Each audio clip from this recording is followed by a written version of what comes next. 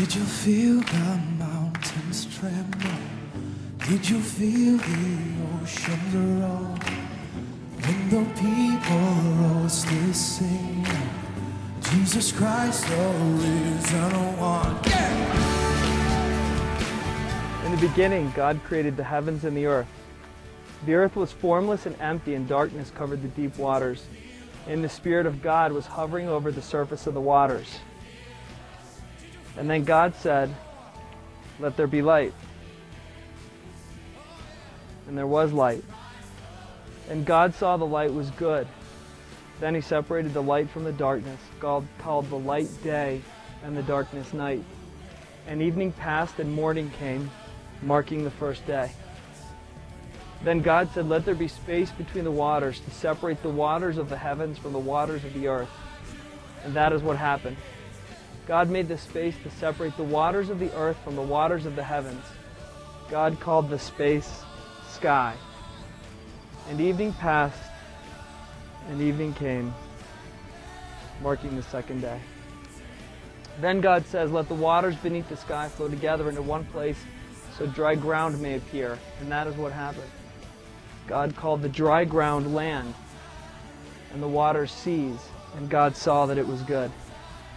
Then God said, "Let the land sprout with vegetation, every sort of seed-bearing plant and trees that grow seed-bearing fruit.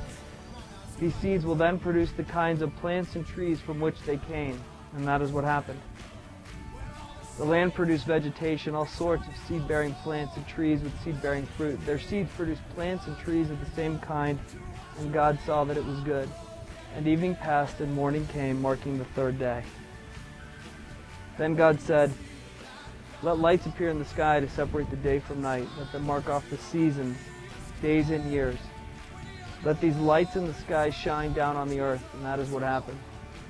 God made two great lights, the larger one to govern the day and the smaller one to govern the night. He also made the stars. God set these lights in the sky to light the earth, to govern the day and night, to separate the light from the darkness. And God saw that it was good. And evening passed and morning came, marking the fourth day. Then God said, "Let the water swarm with fish and other life. Let the skies be filled with birds of every kind." So God created sea creatures and every living thing that scurries and swarms in the water, and every sort of bird, each producing offspring of the same kind. And God saw that it was good. Then God blessed them, saying, "Be fruitful and multiply. Let the fish fill the seas and the birds multiply on the earth." And evening passed and morning came, marking the fifth day. Then God said, "Let the earth produce every sort of animal, each producing offspring of the same kind, livestock, small animals that scurry along the ground, and wild animals." And that is what happened. God made all sorts of wild animals, livestock, and small animals, each able to, and God saw that it was good. Then God said, "Let us make human beings in our image, to live like us. They will reign over the fish in the seas, the birds in the sky, the livestock, all the wild animals on the earth, and the small animals that scurry along the ground." So God created human beings in His own image. In the image of God He created them. Male and female He created them. Then God blessed them and said, "Be fruitful and multiply. Fill the earth and govern it.